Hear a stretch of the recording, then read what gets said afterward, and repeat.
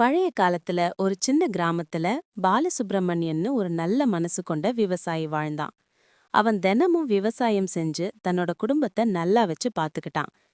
ஒரு நாள் வயல்ல வேலை செய்யும்போது அவன் நெல்மேட்டில் ஒரு நாகம் காயப்பட்டு கிடப்பத பார்த்தான். அவன் அதை அடிக்காம பாசத்தோட தண்ணீர் ஊற்றி மருந்து வச்சு குணப்படுத்திட்டான். சில நாட்களுக்கு அப்புறம் நாகம் குணமாகி புறப்பட்டு போயிடுச்சு. அடுத்த நாளே அந்த விவசாயி வீட்டு முன் ஒரு பொன் வளையல் கிடந்தது.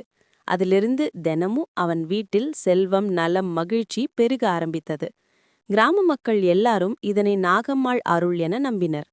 ஒரு நாள் பேராசையில் அவனது மனைவியோட தம்பி அந்த வளையலை திருட முயன்றான். ஆனால் அவனை நாகம் கடிச்சிருச்சு. அப்போதான் மக்கள் உணர ஆரம்பிச்சாங்க. நாகம்மாளை பாசத்தோடு போற்றினால் அருள் தருவாள், பேராசையோடு அணுகினால் அழிவை தருவாள் என்ற உண்மையை. அந்த நாள்ல இருந்து கிராம மக்கள் நாகம்மாளை நாகதோஷ நிவாரணி தெய்வம் என போற்றி பூஜை செஞ்சு வந்தாங்க.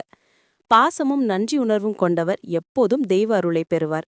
இந்த மாதிரி கதைகள் தெரிஞ்சிக்க சேனலை சப்ஸ்கிரைப் பண்ணுங்க.